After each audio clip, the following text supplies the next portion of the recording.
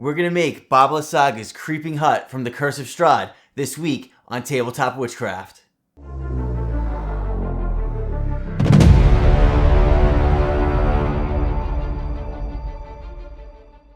Hey there and welcome back to Tabletop WitchCRAFT. Last week I showed you how to make this really cool, creepy looking hut that can be used as its own standalone piece on the game table. This week we're going to incorporate it into the base and make Baba Lysaga's Creeping Hut. Now if this build isn't on your list of things to make, by the end of the video I'm sure it will be, but I show you a lot of really great techniques for layering with different types of static grass, working with earth textures to get some really awesome looking terrain. Now if you want to help support the channel real quick, we're nearing the end of DM Dunn's Pick Your Poison Jar campaign. It's over on Kickstarter. I'll have a link in the description below. It's a great immersive way to incorporate poison jars into your gameplay, as well as healing potions if that's your thing. It's everybody's thing. Also, if you want to help support the channel, TWC10 at checkout at Firelight Fables Candle Company gets you 10% off your complete order. Small kickback comes to me, and I really appreciate it. This is an awesome candle. I just got this one, Mystic Brewhouse. If you love coffee, it smells absolutely awesome. All right, if you're ready, let's go grab some supplies and let's get crafting. All right, so the Mystic Brew Coffee House by Firelight Fables Candle Company, one of my favorites. If you love coffee, I love coffee, you're gonna love this candle. Now for the legs for this hut, I wanted something ultra detailed. I could have made these out of clay, I could have made them out of aluminum foil with a bunch of hot glue on them, but none of that was gonna really achieve this look. This is bleached sandalwood. I found this online on Etsy. Search there, you'll find these, pick them up if you want. They're a little expensive, but I mean, as far as the way the look goes, it's really hard to beat this look with these actual wood legs. Now, I took a saw to cut these up. Depending on the ones you get, obviously, you're gonna have to make adjustments. I really lucked out. One of these legs that I bought, or pieces of wood, had 3 prongs to it, and it really was a very stable platform for this build. I was then able to cut some other ones up and use them by just screwing them into the base. You don't have to get really particular and have it super sturdy. There's going to be a lot of things we're going to do to these legs. They're going to hold them in place, and it's going to be a really solid build once we're done. And make sure to save all your bits and pieces of wood that's left over. It's perfect for dioramas. So now we're going to jump into a little bit of foam. Now we need a solid base for our house that we made in our previous video to fit into. We're going to place some magnets in this as well. And I just took a piece of XPS foam. I cut it down pretty thin. This is less than 1/4 inch or less than 1/2 inch. And then the piece that it fits into is maybe 1/4. And you've seen this quite a bit on my channel. If you haven't before though, basically I'm just putting a little bit of paint where I have a free space on the bottom of the foundation of my build, and then I'm going to press it into place on this bottom piece of foam. It's going to show me where to add my magnets. I ended up adding a 3rd slot. I really want this to stay in place and not fall over and break my hut when we're using it. I've doubled up the magnets as well to really amplify the power that these magnets have, and it holds really, really well.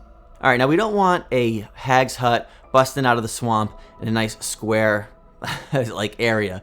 So we're going to cut this off to a little odd shape, something that fits the shape of the legs, and then later on in the video we're going to add more to this to really cover up that look. Now your best friend here is going to be aluminum foil. Place it on real loose, and then you can push it down into place, making sure that the platform or the foundation is nice and level so you don't have minis rolling off this when you're using it. Now Crit Hit Minis, they're fans of the channel, and they offered to paint up this Baba Yaga. I'm using her as Baba Lysaga, but they painted them up for me, and really cool company. Check them out. Now we're just going to use a little bit of hot glue to hold our aluminum foil in place. We don't want to coat it just yet because we're going to mold the aluminum foil roughly to the shape of the legs, and then we're going to cover that up later on, so don't worry about being absolutely perfect. But once we have it good to go, nice and level, we're going to glue the XPS foam to the aluminum foil. Then we can pop that off and glue the wood and the aluminum foil together, locking this all in place. Now you might be wondering, it's not really that sturdy, it's going to compress and move on me. Now we're going to take care of that problem by adding hot glue over all of the aluminum foil. And it's going to turn into a nice solid platform and base where it's never going to move on you. All right, now we're going to mix up a little sculptor mold, and that's going to be applied over all of the hot glue that we just put on around the base, so you can see it's going to be really solid and perfect for playing. All right, now we want to make sure to scrape off anything on the interior. Obviously, that's going to be an issue when we go to place our hut down, so make sure that's clear. And now we're just going to take a little bit of water and smooth out the edges. We're going to cover most of this in a homemade mud texture, but there will be little bits that will show through, and we don't want it all jagged. Now here's where I was on the fence. Should I stain these? I opted to paint them and then really add a lot of dry brushing. There was so much texture to these legs, I couldn't pass up the opportunity to actually paint these and get some really awesome dry brushing. Now if you look up top, you'll see the paints that I'm using. I'm going from like a gray and brown right here to just a solid gray, and we're going to keep layering this up lighter and lighter. In between applications, I'm not bothering to clean my brush. It's not a big deal. We don't need to worry about that. Now, the lighter that we get with our colors, the less paint that I'm applying. You can see with this gray right here, I'm just kind of doing the highlights. All right, and then this combination, we're really kind of just touching just the very tips of where the light's going to be hitting these legs. And then we can go and use a black wash, not a brown wash, to wash all the legs. One area where I see people mess up is they try to apply their wash too soon. You want to give this a couple hours to really dry before you add your wash. And then finally, we're going to use a very light gray to do a decent dry brush over the entire legs, and these things just absolutely looked awesome. Way better than just staining them with some wood stain. Okay, now for our homemade mud texture. This is some Mod Podge black paint, brown paint, and green paint. We're adding sand, baking powder, and a homemade flocking mixture, along with some organic stuff that I've baked in my oven to make sure all the bacteria, whatever's off of them. Mix all this up, and it's going to make a really muddy, earthy texture, and it's a lot cheaper than buying it online. All right, now what we're going to do is simply hot glue these vines to the undercarriage of this build, and then we're going to use that mud texture to cover up where the hot glue and these meet. And when you go to place the mud texture over that, you want to really be sloppy with it. You want to get some of this on those brown vines as well. It's going to make them look muddy and kind of bring the whole thing together. As I mentioned earlier, this was a little too rectangular or square for me, so I want to bring the edges out a little bit. To do this, I'm going to add some bark, and I'm going to paint this bark up to look like stone protruding off the side. It's really going to mask the shape of the foundation of the building. And just like we did with the vines, we're going to use that mud texture to cover up where it is adhered to the rest of the build. And here you can see really nice what I was talking about earlier about using that mud texture to cover up the vines where they meet with the hot glue. All right, time comes to paint this up. I'm basically just using a dark gray, then a light gray, and bringing it up lighter and lighter. You'll notice that there's some little holes in the bark. It's not going to be a problem. First of all, it's totally fine if rock looks like that, but we're going to cover that up in some flocking later on. All right, this is a new product from All Game Terrain. This is a branch of Woodland Scenics, and they promoted this as a static grass glue. You can see how sticky it is. If you look at my brush, it's literally pulling up off the build.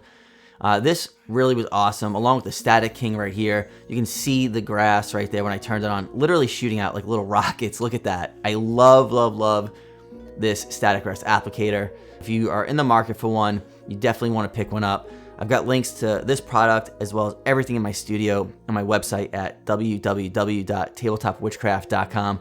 Now, the only issue with this static grass glue is that it's not a spray, so you can't keep layering. So what I decided to do here was it was on pretty thick. I went with some smaller static grass, and then this will get down into the cracks, I guess, between the larger, taller static grass, and it filled in real nice. And again, just to show the power of this Static King, watch how this static grass pulls up. Look at that. Look at those long strands. It's absolutely awesome. It really is.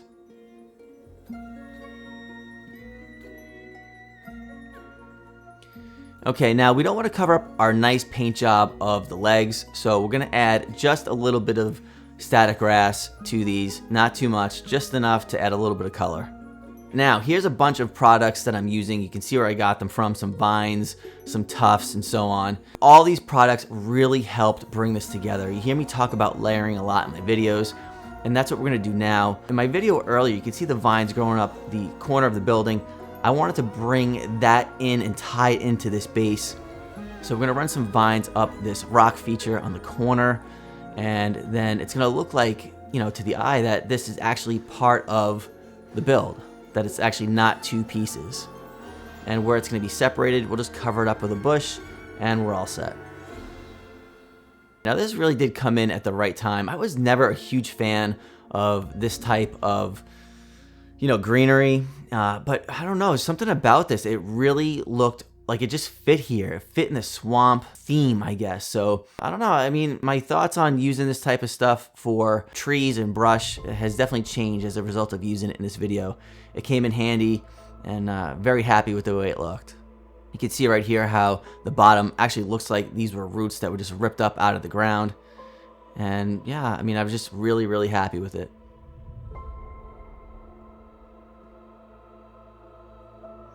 And then we add a little bit to the roots. And if you notice the actual landmass where the building is sitting on, it does. With the static grass and starting to add these plants, you can see the division of earth and the grass on top of it. It's just so happy with the way this turned out. All right, a little bit of gamer's grass, the fine little details. That's the type of stuff that people see in person and just brings this really to life. I used this tuft along with maybe 3 or 4 other colors, and it finally brought it all together, and it's ready for the game table.